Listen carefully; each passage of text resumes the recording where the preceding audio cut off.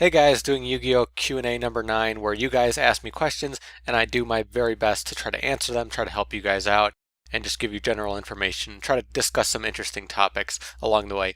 If you have a question for me, you can post in the comments below, but for now, I'm going to get right into the questions. So first off, the Money Team Angel asked me how to properly use DNA Surgery and Mind Crush. So I'm going to take these two break them down a bit, not talk about them together because I believe they're very different in how you need to use them. So DNA surgery usually is used to complement the type of deck you're using. If you have a deck that would benefit from having things, be the same like type or, attribute, if you're using DNA transplant, which is sort of the same thing, that's, usually how you'll properly use that. For example, I run Ally of Justice, and when I do that, I run DNA Transplant and make them all light so I can use my effects. But again, if you have a deck that would benefit hugely from, DNA surgery or something, it just depends on how you're running it and what you're running up against. If your opponent is using a deck that has to have their monsters be the same type in order to work, that can be really interesting. So in that case, DNA surgery can be used as more of an offensive tool rather than supporting your deck. It can kind of turn into tech.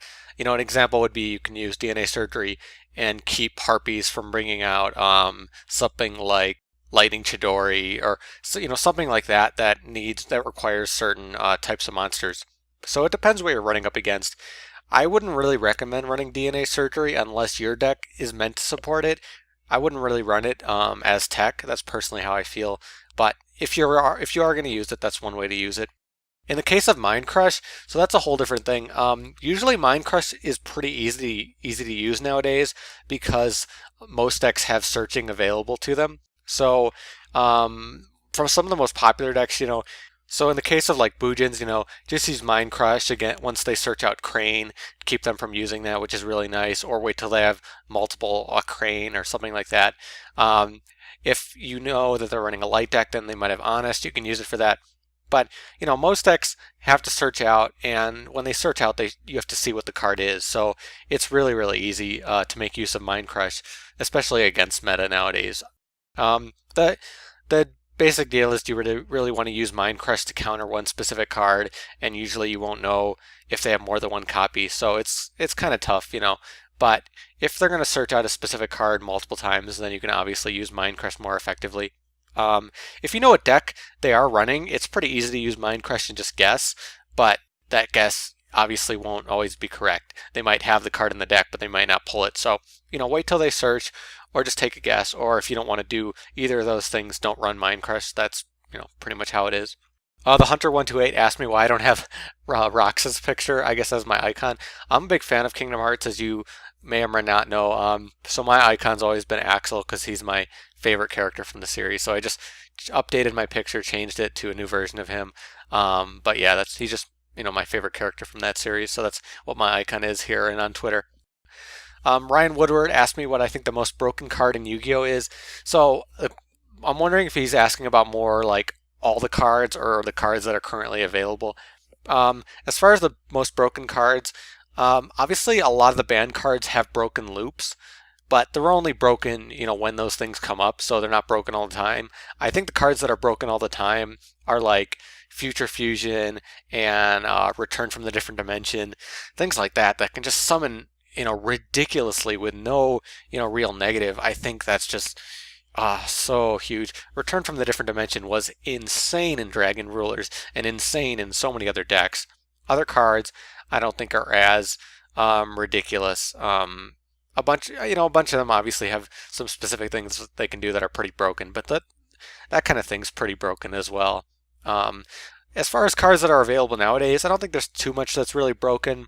I think Belize is probably one of the strongest cards. I know everyone says, well, Belize can be countered very easily, and the fact is that Belize can be countered. But if you compare it to most cards, it's harder to counter than most cards, and it has better effects than most cards. So I'd probably consider it one of the strongest cards in the game for that fact, because you'll have to counter it with specific things, and a lot of other things don't work against it, which I think makes it one of the more broken cards in the legal game right now. But that's currently my opinion, and obviously I'm not too meta focused, so there might be other cards that you you guys might think will be a little more broken than that.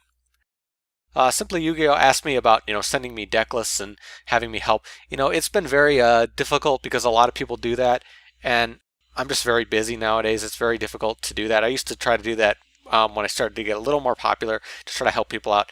I'm hoping I can use this series for that. So if people do want help with their decks, they can try to post, on this video and try to ask me questions here about their decks and post them, and I'll try to give specific advice in this series because my time's a little more, open-ended for this video. So I'm definitely willing to help for that. He also asked me if I hate him because he asked so much questions. I honestly love this. I love, being able to answer questions and helping people out. This is one of my favorite things to do, which is why I started this series. I want to keep being able to do this and just giving people advice and stuff like that. Again, that's part of why I do deck videos in general, is just to help people out. So no, I just want to probably limit it to 2 questions at least per person, just so everyone that wants to can get questions answered and stuff like that, just so I can get to everyone and not make the video, hours long as it starts to get more popular. But definitely keep the questions coming in. If you do have a question for me, as I said before, you could post in the comments, you could send me a message on Twitter and stuff like that. You can ask me about decks, you can ask me about cards and archetypes and all different kinds of stuff. You can ask me about rulings.